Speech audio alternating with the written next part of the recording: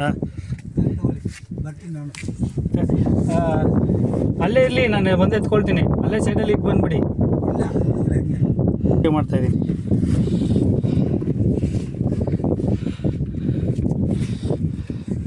ಒಂದು ಪುಟ್ಟ ಗುಹೆ ಥರ ಇದೆ. ಇವರು ಬರ್ತಾಯಿದ್ದಾರೆ ನೋಡಿ.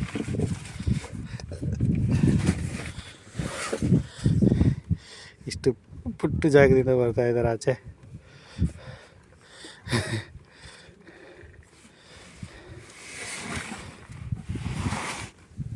ಬನ್ನಿ, ಆಚೆ ಬನ್ನಿ. ಇವರು ಬಂದು ಹಿಂಗೆ ಮಲ್ಕೊಂಡೇ ಬರಬೇಕು. ಹಂಗೆ ಇರಿ, ಆಚೆ ಬನ್ನಿ. ಈಗ ಈ ಥರ ಬಂದರೆ ಮೇಲೆ ಬಾಬಾ ಭೈರವರು ಧ್ವಜ ಇದೆ, ಮಂದಿರ. ಇವರು ಇಲ್ಲಿ ಬರ್ತಾ ಇದ್ದಾರೆ.